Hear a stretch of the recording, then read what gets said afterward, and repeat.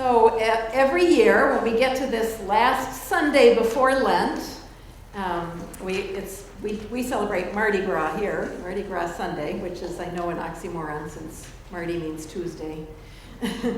But every year we have the same reading, whether it's from Matthew or Mark or this year Luke.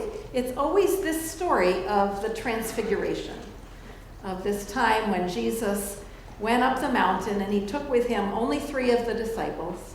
In Luke, it tells us that he went up the mountain to pray. The other Matthew and Mark don't tell us that, but Luke is often setting events in prayer, in Jesus praying.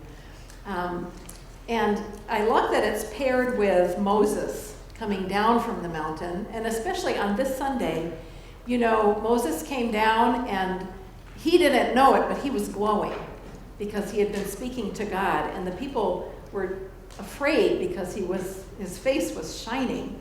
And so once they told him that, he put a veil on just to spare them a little bit. And I kind of wonder if that isn't what's happening with Polly and Pat Thomas, you know, because they glow, don't they?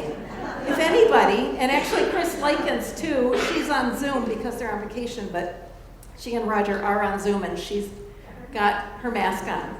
So I think that's very fitting for this Sunday, that you know, we sometimes are taken aback by your glowing, and today you're sparing us just a little bit. That's nice. So in the gospel, Jesus goes up the mountain to pray. He brings them with them, and they're quite sleepy, but fortunately they don't fall asleep. They witness something amazing. Suddenly there is a transformation, and Jesus is all lit up, and even his clothes are whiter than is humanly possible. It's a supernatural event. And then he's talking with Moses and Elijah, and I said to my husband, I wonder how he knew who they were. And Ken said, well, they must have seen the movie. You know, Charlton Heston. Yeah, okay. I don't know how he knew, but they knew. And then Peter, you know, feels like he needs to do something, right? He needs to say something. Have you ever yourself or known anyone who kind of can't stand to have some dead air and they just have to fill it? I sort of wonder if that's what's happening. And he says, this is amazing. Let me make 3 tents so that we can stay here forever, basically, right? I'll have a place for Jesus and a place for Moses and a place for Elijah. And he's still in the middle of this offer when he's interrupted. There's a cloud overshadowing them, and the voice says, this is my beloved Son. Listen to him. He's the one that's going to tell you what you need to do. Listen to Jesus. So just a couple things about this. I think the story speaks for itself. In Luke, it's followed by what happens when they come down the mountain. And we had, this was an optional piece that we could read, and I chose to read it today partly because I think it's important to remember what happens that's not on the mountaintop, right? They come down, and he's immediately confronted with a father with a very sick son, and Jesus is able to heal this boy in a very dramatic way. So the idea sometimes is that we think about a mountaintop experience as some amazing time when you got away from it all and you had a chance to commune with God in some way. Maybe you were with other people at a retreat, or maybe you were by yourself in nature, but something happened and you had this moment of revelation, and you come down and you're kind of on this high, and then you realize, well, you can't be there all the time. You have to be in the real world, and you know, you can't stay on the mountain. It's not always going to be like this amazing thing.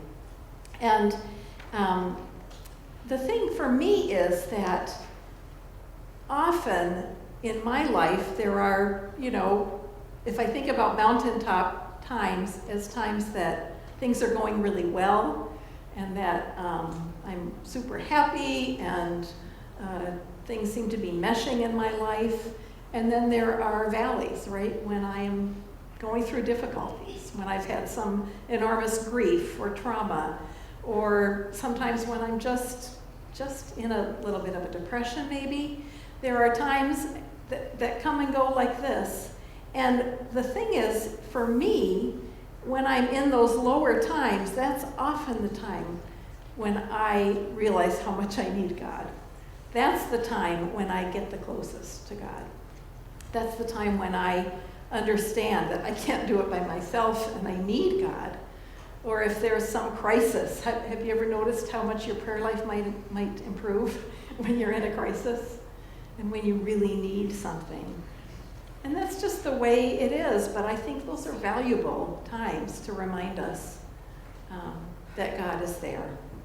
I think I've told this story before, a long time ago maybe, but there was a point in my life when I was in quite a deep depression following a trauma. And I remember just having this feeling like I was in the bottom of a deep, deep hole. And I couldn't figure out how I would ever be able to get out of it again. And it was very frightening. But I also remember having this feeling that even though there I was at the bottom and it was seemingly no possible way to find my way out of the hole, I did actually, but at the time I didn't know. But I also remember knowing that I wasn't in that hole all by myself, that God was there with me. And that feeling was profound. I mean, it was kind of a mountaintop experience, except it was the opposite of a mountain. And I just want to offer to you, as we approach Lent, which is a time when we do traditionally do things that help us grow closer to God. We might give something up. We might take something on. We might make an extra point of beginning the day with prayer. We might do all kinds of things, and I have all kinds of ideas if you need some ideas. But I'm wondering if we can treat all of Lent like a possible mountaintop experience, a possible way to connect with God and connect with one another. I think what we really need is connection more than answers. There's a lot of unknown, there's a lot of things we can't possibly understand about God and who God is. But what we need is that connection with God, with each other, and with ourselves. So that is my hope for this Lent, that you find a way to connect. Find a way to connect with God. Find a way to connect with your loved ones, with your community, and with yourself. Amen. Amen.